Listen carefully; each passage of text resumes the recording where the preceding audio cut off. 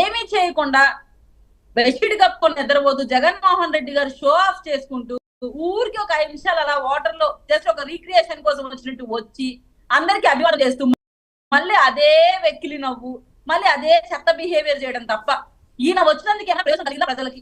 ఒక మైక్ తీసుకొని నన్ను ప్రజల దగ్గరికి వెళ్ళి అడగమని చెప్పండి. ఎవడైనా వరద ప్రాంతాలకు వెళ్ళి నవ్వేవాడిని చూసారా మీరు?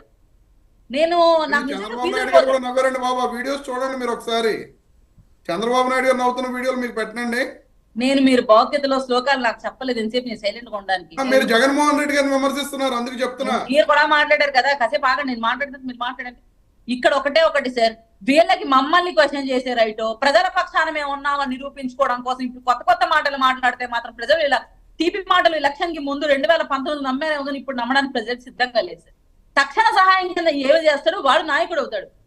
నేను అధికారంలో ఉంటే చేసిండే వాడిని అంటే నువ్వు అధికారంలో ఉన్నప్పుడే గత 2021లో అన్నమయ్య ప్రాజెక్టు కుప్పకూలిపోయి అధికార వైఫల్యం వల్లనే అక్కడ ఎన్నో మంది నా దగ్గర 40 మంది చనిపోయి 15 మంది గల్లంతయి ఇప్పటికీ నివాసం లేక ఇబ్బంది పడుతుంటే ఆ ప్రాంతానికి సొంత ప్రాంతానికి ఏం న్యాయం చేసావు? అక్కడి ప్రాంతం నుంచి ఉన్న వాళ్ళమే కదా, మేము చూసాం ప్రత్యక్షంగా. ఏరియా సర్వే దగ్గర అలా చూసుకుంటే వెళ్ళిపోయావు. కలిసి తక్షణ చర్యల కింద నీ పార్టీ నుంచి కానీ నీ క్యాడర్ నుంచి కానీ ఒక్క 1 రూపీ ఇచ్చినట్టు నేను చూడలేదు. వాళ్ళకి ఇల్లు కట్టిస్తాను అది కట్టించలేదు, వాళ్ళు తక్షణ సహాయం అందించలేదు. మీరు కూడా అధికారంలో లేకపోతే మమ్మల్ని క్వశ్చన్ చేయడమే. అంటే మేము అధికారంలో ఉన్నాం, ఎందుకు అలర్ట్ గా లేరు, ఎందుకు ముందే గమనించలేదు? విపత్తులు అందరికీ ఊహించి దానికి ఇంత మెజర్మెంట్ అని ఉండదండి. మనం ఊహించి దానికన్నా అంచనాల కన్నా ఎక్కువగా జరగచ్చు. ఎందుకు ఈ మాట అంటున్నానంటే మీ ఇరిగేషన్ డిపార్ట్మెంట్ మినిస్టరే, ఎవరో కాదు మీ అంబటి గారు, నేను ఇప్పుడు సెర్చ్ చేశాను వీడియోస్ నాకు దొరకలేదు, కానీ ఎంత ఇర్రెస్పాన్సిబుల్ గా ఆన్సర్ చేశాడంటే ఊహించలేదు, వరదలు ఉన్నాయని మాకు తెలుసు, ఊహించలేదు.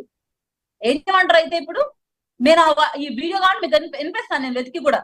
ఇంత ఇర్రెస్పాన్సిబుల్ గా మాట్లాడి చంద్రబాబు నాయుడు గారు నవ్వు మీకు పంపిస్తానని చెప్పి నిన్న నవ్విన నవ్వు. వర్మ గారు మీరు ఆయన మ్యూట్ చేయొచ్చు కదా, మా వాయిస్ పోవడం. రమేష్ ఆవిడ మాట్లాడి చంద్రబాబు గారు నవ్విన అంత ఇర్రెస్పాన్సిబుల్ గా ఒక ఇరిగేషన్ మినిస్టర్ మాట్లాడడం నిజంగా చరిత్రహీనంగా ఉండిపోతుంది మీ పార్టీకి. ఒక ఇరిగేషన్ మినిస్టర్ ఎంత రెస్పాన్సిబుల్ గా మాట్లాడారు, మళ్ళీ ఈ రోజు వచ్చి ఎంత రెస్పాన్సిబుల్ గా మాట్లాడతారు. ఒక్క నిమిషం కీర్తన గారు, రోజా గారు ఇటు వెళ్ళిపోయారు అన్నారు. ఆవిడ మీకోసమే మీ వైఫల్యం మీద వీడియో రిలీజ్ చేశారు, ఒకసారి వింటారా? అది రోజా గారు వీడియో ప్లే చేయండి. నాయుడు గారి ఇంటికి, చంద్రబాబు నాయుడు గారి ఇంటికి 3 కిలోమీటర్ల దూరంలోనే ఇంత పెద్ద విపత్తు జరిగినా ప్రజల్ని కాపాడలేకపోయారు అంటే ఇది రాష్ట్ర ప్రభుత్వం, రాష్ట్ర ముఖ్యమంత్రి వైఫల్యం కాదని నేను అడుగుతున్నా. ఈరోజు కరకట్టు మీద ఉన్న అక్రమ కట్టడాలని కాపాడటం కోసమే విజయవాడని ప్రజల్ని ముంచేశారు అనటంలో నిజం లేదా అని నేను అడుగుతున్నా. గంట ముందు ప్రజలకు చెప్పినా వాళ్ళు ముంపు బారిన పడేవారు కాదు. వాళ్ళని అప్రమత్తం చేసి ఒక సేఫ్ అయిన ప్లేస్ కి పంపించున్నా ఈరోజు ఇన్ని లక్షల మంది, దాదాపుగా 3 లక్షల మందికి పైగా 4 రోజుల పాటు కరెంటు లేకుండా, తిండి లేకుండా, చిన్న బిడ్డలకి పాలు లేకుండా ఈ విధంగా నీళ్లలో మునిగి అవస్థలు పడాల్సిన అవసరం లేదు. దురదృష్టం ఏంటంటే ఈ రాష్ట్ర ముఖ్యమంత్రి నుంచి మంత్రుల వరకు ఎప్పుడు ఫ్రైడే వస్తుందా, ఎప్పుడు హైదరాబాద్కి వెళ్దామా, లేదా ఎప్పుడు విహారయాత్రలకు వెళ్దామా అని ప్లాన్ చేసుకోవడంలోనే చిత్తశుద్ధిగా ఉన్నారనేది ఈ 5 రోజులు మీరు చూస్తే మీకే అర్థమవుతుంది.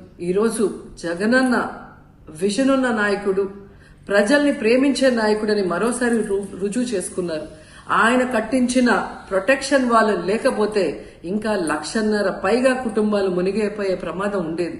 ఈరోజు ఆ ప్రాంతమంతా సేఫ్ గా ఉంది విజయవాడలో ఒక సైడ్ అంటే అది జగనన్న ప్రజల పట్ల ఉన్న అభిమానంతో ఆ ప్రొటెక్షన్ వాల్ కట్టించడం అనేది కూడా మనం అందరం గుర్తుంచుకోవాలి. చంద్రబాబు నాయుడు గారి ఇంటికి 3 కిలోమీటర్లు మీరు జనసేన నుంచి పాలు వెళ్ళి అంటున్నారు, నీళ్ళు వెళ్ళి అంటున్నారు, అన్నీ అందిస్తున్నాం అంటున్నారు. రోజా గారు అసలు పాలు లేవు, నీళ్ళు లేవు, కరెంట్ లేవు, నానా ఇబ్బందులు పడుతున్నారు. శుక్రవారం అయ్యేసరికల్లా హైదరాబాద్ వెళ్ళిపోవడానికి చూస్తున్నారు తప్పించి ముఖ్యమంత్రులు మంత్రులు ఇక్కడ చేసేది ఏమీ లేదు అని చెప్పి ఆవిడ మాట్లాడుతున్నారు. మీరేమో ఆవిడ 100 కోట్లు అంటారు, ఇదిగో అరెస్ట్ అదిగో అరెస్ట్ అంటారు. నేను గతంలో కూడా అని ఉన్నాను, మళ్ళీ కూడా ఇప్పుడు చెప్తున్నాను, పతివ్రత పరమాన్నం తెల్లారదాకా చల్లారలేదంట. ఈ సామెత